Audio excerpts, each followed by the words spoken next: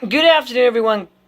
Next generation weather forecaster Joe Shaka taking a look at, believe it or not, what is already Category 2 Hurricane Irma here in the Eastern Atlantic. And we're going to take a look at some of the models and some of the tracks that I think that this will end up taking down the road. So let me go over here and pull up my track forecast. You can see here.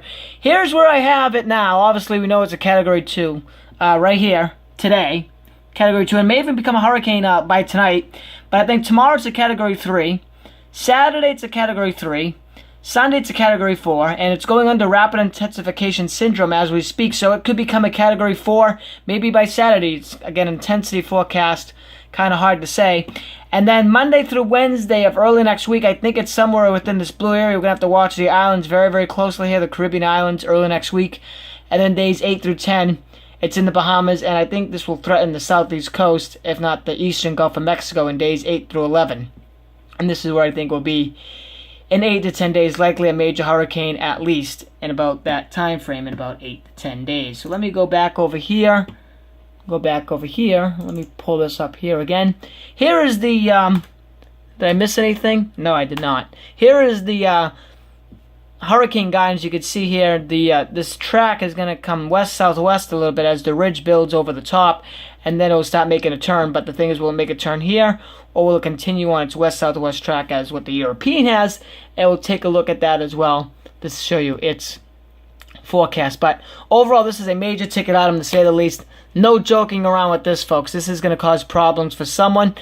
Again, the islands are the first area to watch, then we'll worry about the United States down the road.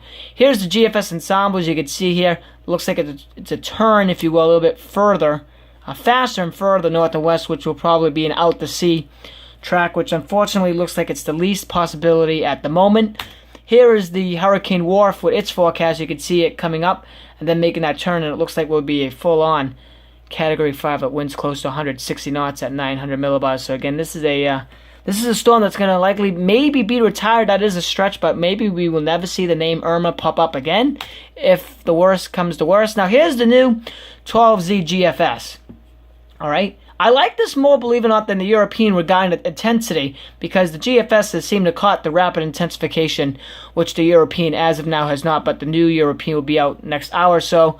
So we'll see if the European has caught the intensification that Irma just went under. But anyway, 977 tomorrow. Here it is Saturday. Here it is Sunday. Here it is Monday. You can see that turn from Sunday to Monday. You can see that turn southwest. Here we are Tuesday. Now look at that. 957 to 929 millibars, and it makes that turn northwest again after that.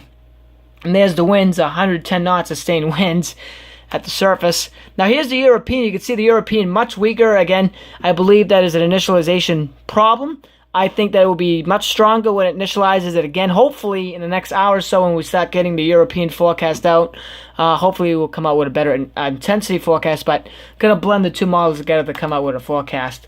Here we are Saturday night, Sunday night, and the Monday night. You can see they both make the turn. The GFS and the European both make that turn to the southwest.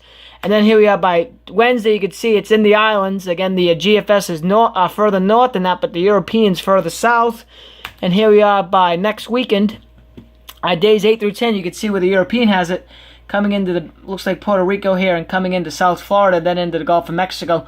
While the European ensembles, and that's why in my track, I have such a big area, because this is where a lot of the European ensembles and all the other forecast model ensembles really begin to diverge. But I like a track towards the European, all right?